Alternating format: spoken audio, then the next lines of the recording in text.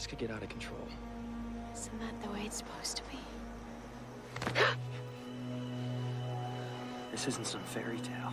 Dang, there's such power behind their emotions. And you never let her do anything except work and patrol. And I know she's the chosen one, but you're killing her with the pressure. I mean, she's 16 going on 40. That was an amazing moment for Willow.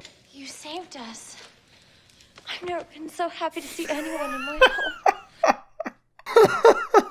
Welcome back, super friends and super family. I am Thor, your friendly neighborhood god of thunder, and guess what? It's that time of the week again. It is time for another Buffy episode. We are going into Season 2, Episode 5 of Buffy the Vampire Slayer. So last episode was the Mummy episode. That was a nice kind of single exploration into a villain who had a real tragic backstory, and I really liked that. I liked the idea of someone who was chosen like Buffy and really had no choice and was forced in this very unfair situation, and because of that turned into murder, and was this monster. Don't really know if this episode here is going to be another kind of standalone episode, or if we're going to go back into the bigger storyline, which I really want to see more of. I really just want to see more of our new villain, Spike, and his girlfriend, and their backstory, and Angel's backstory, and how Buffy is going to deal with this new serious threat. Not a lot of predictions here. I'm just excited. As always, if you do want to see the full unedited reaction to this and all my Buffy reactions, that's up on Patreon. Next week's reaction,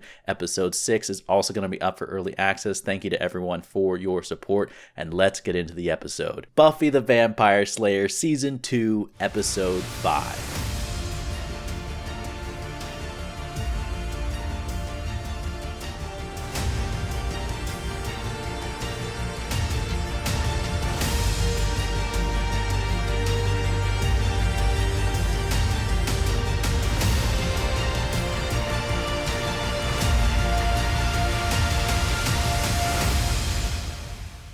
Dying? I think she's singing. She's sad because her lover gave her 12 gold coins, but then the wizard cut open the bag of salt, and now the dancing minions have nowhere to put their big maple fish thing. Hey, Willow's been paying attention. You gotta have someone in the friend group paying attention to explain the plot. Her lover? I thought that was her chiropractor. Because of that thing he did with her feet? No, that was personal. Ask Tarantino, feet can be a very romantic thing. So how does a water buffalo fit in again? Uh-oh. Is it gonna be Spike? Oh, there's more than one of them. She's a goner. Whoever this is dead.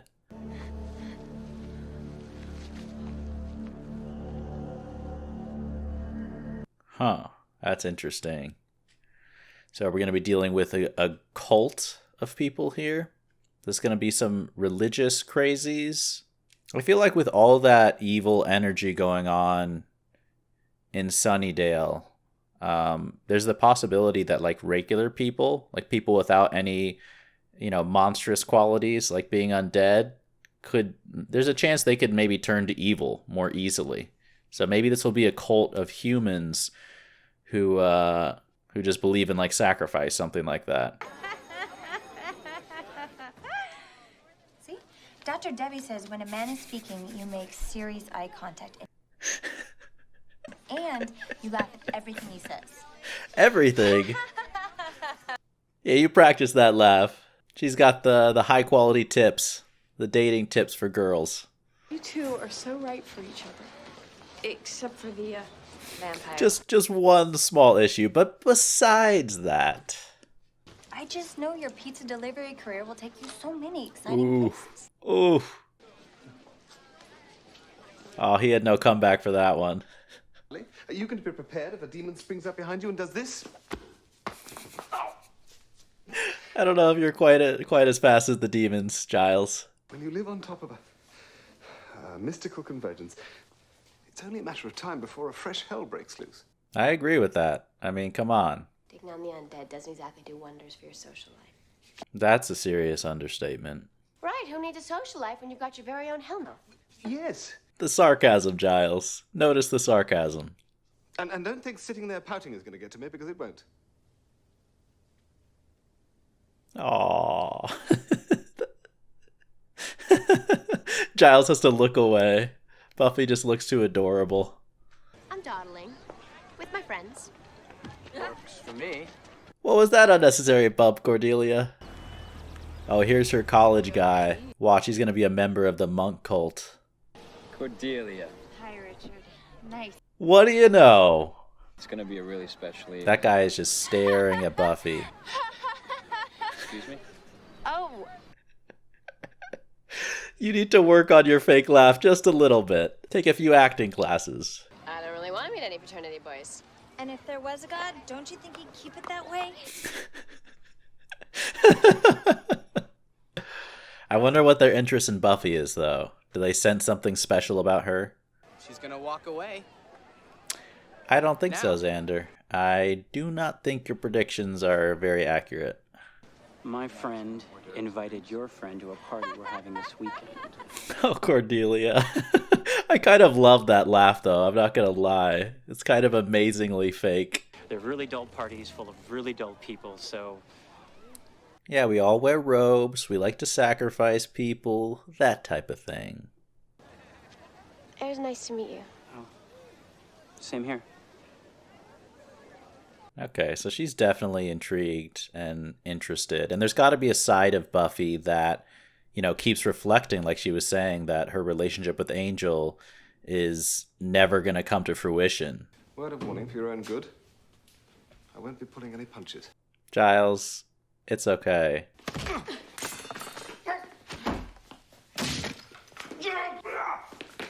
Alright, at this point, we need a designated trainer for Buffy who isn't Giles. For the sake of his back, for the sake of Buffy's improvement. We got some unsettling handheld camera movement in the dark. Like she's being watched. What are you saying? You want to have a date? No. You don't want to have a date. Who said date? I never. She wants a date. I think it's a little late to be reading me a warning label. Just trying to protect you. This could get out of control. Isn't that the way it's supposed to be? This isn't some fairy tale. When I kiss you, you don't wake up from a deep sleep and live happily ever after. No. When you kiss me, I want to die. Dang, there's such power behind their emotions. Like, they have such passion for each other, but they're also stuck in this impossible situation. Did you lose weight? And your hair? Okay, she's being too I nice. expected me, but I was so busy really listening that I didn't hear much. That's what happens when you actually listen too much. You don't understand a thing, huh, Cordelia? You see why I have to go. Buffy, these men are rich, and I'm not being shallow. No, not shallow at all. I'll go. You'll go? Great, I'll drive. Why did Buffy decide to go there? Was it because she was thinking about, like, her and Angel never working out? Makita whom we serve. On my oath. Before my Okay, I know there's fraternity rituals, but this is beyond that. Brisky time. Okay, they're gonna drop the whole respectful act. Oh my gosh, they have... So what's a girl like you doing in a place like this? That's unbelievable. What are they doing? No. Okay, he's just sadistic. Going with EGOD's Cordelia. Cordelia. She could barely say it. She's like, am I really doing this to myself? Angel barely says 2 words to me. Don't you hate? He's the silent, mysterious type. Will you be ready if a vampire's behind you? And see you three. Uh, Blood. In Sunnydale. What a surprise. I'm with Willow. That's, after all these episodes, come on. Aren't we used to this by now? Why not? Buffy, this is a little more important. I've got a mountain of homework to do. She's got a commitment with Cordelia. Talk about priorities. The world may be ending, but you don't miss your commitment with Cordelia. One later on, but for the bulk of the evening. Oh, you should stay home with your mother. Ah, she's lying to Giles now. I wasn't lying. I was just protecting him from information that he wouldn't be able to. Oh, is that what you were doing, Buffy? You'd rather go to a frat party where there's gonna be drinking and older guys and probably an orgy.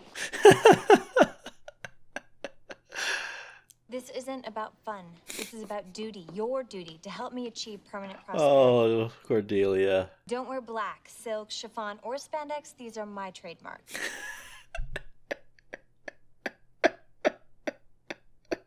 This is serious business, all right? Serious business. Makeup, well, give it your all and keep to the shadows. Keep to the shadows. Why do they park so darn close to you? Cordelia, what kind of parking job was that? Want to show me? What about? Oh, her? She's happiest by herself. Oh, Cordelia's like, bye-bye, Buffy. You served your purpose. Seems like so frequent that Buffy is like an outsider. Not just in the sense that she's a slayer, but also I feel like a lot of times going out, she just feels that way or is in that situation. Uh-oh. We're not all a bunch of drunken louts. No, some of us are in an evil monk cult. We torture girls.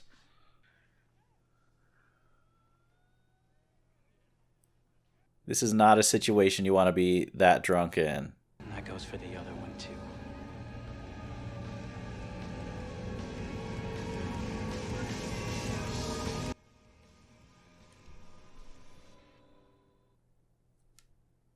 She just can't catch a break. No one knows what happened to her. This being Sunnydale and all, I guess we can rule out something good. Definitely. See, Willow is really catching on to how things work around here. Not? Because Buffy and her mother... For sake. No, you're quite right. No, there's no point in disturbing them until we know more. Oh, shoot. Oh, and Giles is going to find out that she was being dishonest. Good idea. Call Angel. He was there when Buffy found it. We're gonna need all the help we can get. I was wondering if Giles was going to put it together and realize that Willow was covering, but he's like, no, you actually make sense.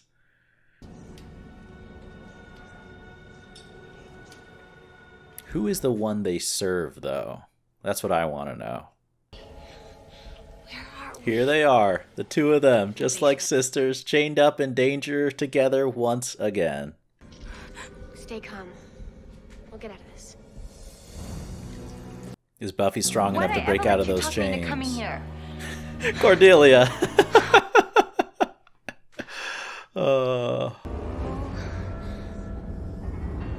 He's like dressed, it looks like in priestly robes. The reflection thing that you don't have. Angel, how do you shave? Very, very good question. She lied to me? Did she have a date? Oh, I mean, Willow is only saying this to help them. And you never let her do anything except work and patrol. And I know she's the chosen one, but you're killing her with the pressure. I mean, she's 16 going on 40. And you! I mean, you're gonna live forever. You don't have time for a cup of coffee? Okay. I don't feel better now, and you've got to help Buffy.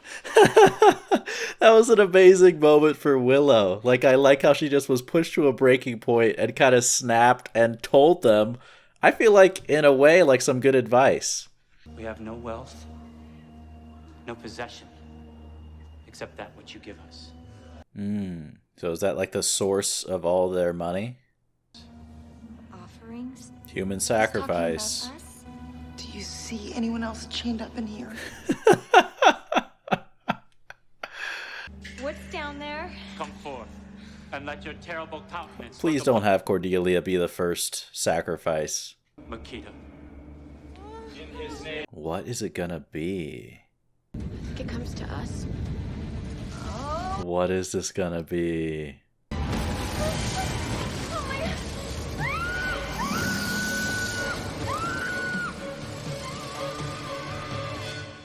What is that creature? It looks like a worm or something? Feed him! It's like a slim Jabba the Hutt. No wonder he only feeds like once a year. His Jabba after a year, like a serious diet, serious intermittent fasting. Kind of ritual. With the missing girls. All right. He's got his game face on. Let's go. Okay, that is the guy you want to party with. Oh, don't go for Cordelia.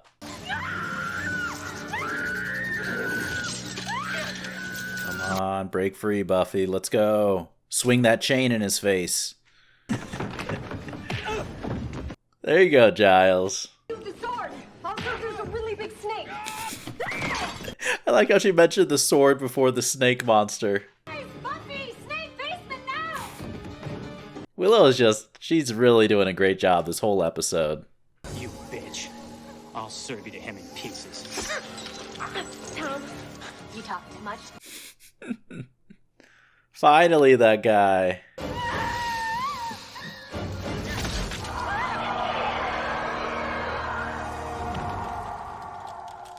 Good chop. One strong swoop of the sword. Saved us. I've never been so happy to see anyone in my life.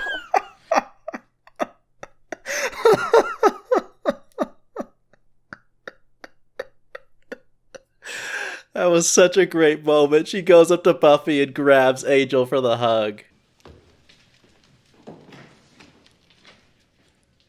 Okay, Buffy, time for some apologies. From now on, no more pushing, no more prodding. Just an inordinate amount of nudging. Very well put, Giles. Cinnamon, chocolate, half calf, non-fat. Extra foam. Goodbye. Young men are the only way to go. Oh, oh Cordelia. Angel, angel, angel. Does every conversation we have to come Speak around to of the devil. I hear this place serves coffee. Thought maybe you and I should get some. Sometime. If you want. It's an official date. Sometime. Maybe.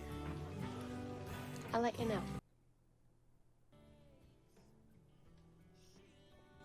I like that little smile. Alright, so that is Buffy the Vampire Slayer Season 2, Episode 5. That was a nice little standalone episode as well. I feel like this one, we have a lot of parallels, of course, between what's happening this episode to some real life things that can happen at that age. Of course, with the threat being the fraternity. And I think just, Giles kind of as that parental figure in Buffy's life, putting a lot of pressure on her and just constantly telling her she has to be responsible, she has to do the work, just like that can happen a lot of times in that time period with a good parent, but a parent maybe who doesn't consider like how hard that can be and how you need some time to just have fun and relax in that time period of your life. It can't just be constant work that can, honestly set up someone at that age to rebel and to go do something like Buffy did, which was pretty reckless, and once again, kind of dramatizing in a supernatural way the threat of like going to a college frat party in high school and, drinking, getting drugs. I feel like there's a lot of, pretty obvious symbolism there to just, day-to-day things that could happen in the high school experience. I really, really liked Willow's role in that whole episode. I think that, she's such a good friend. Like, she wants to cover for Buffy. And she's also a friend who, when she initially saw Buffy lying to Giles, like, she kind of called Buffy out on it. But then she's not going to, tell Giles. And the only time she did is when she realized they were in danger. And then it was really, really great seeing her kind of tell Angel just straight up to his face, like, hey, this is why Buffy's upset with you. And telling Giles the same thing. And I feel like credit to both of them by kind of taking her message to heart and reacting to that, changing their course of behavior. I really like Giles's line about how did he put it? Just nonstop. He had a better line. I'm forgetting how he phrased it, but nudging her, constant nudging, as opposed to pushing her. I do feel like it's a fine line as a parent or as a parental figure in a younger person's life. You do want to push them. You do want to be hard on them. You do want to remind them and warn them about the realities of life. But you can cross a line where you're no longer helping and you're actually harming them by pushing too much and, almost forcing them to act out in their own. I mean, the big question on my mind right now at this point is Buffy and Angel. They're doing the classic will they, won't they, and they clearly have really strong feelings for each other. I think that scene in the graveyard where Buffy and Angel talked, you could just feel the serious passion and love that I think both of them have for each other. But I also don't know, this could be a difficult storyline, because what is the solution? In what scenario do they date? I mean, I was going to say I'll ask you guys in the comments, but I feel like 99% of you have seen this show who are watching these reactions. So you guys know what's going to happen eventually. I don't know. I mean, the feelings for each other are there. The reality, I'm not sure. And are they going to find a way to make that relationship work somehow down the line? Or somehow down the line, are things going to change? And is Buffy going to have to walk away from Angel and vice versa in a similar way to the way I feel like Willow is slowly coming to terms about her and Xander? I don't know. That's kind of the big question on my mind. But thank you to everyone for being very respectful in the comments and not spoiling anything. I'm grateful for that situation, and thank you to the mods for also keeping an eye on that in the comments. Oh, something that I did like too about this episode is I think they portrayed just that fraternity setting, that party setting. I think it showed how there can be a very dangerous atmosphere when you have a group of people and they're all kind of bringing out the worst tendencies in each other. You really saw the way that Buffy first entered that party and was encouraged to drink.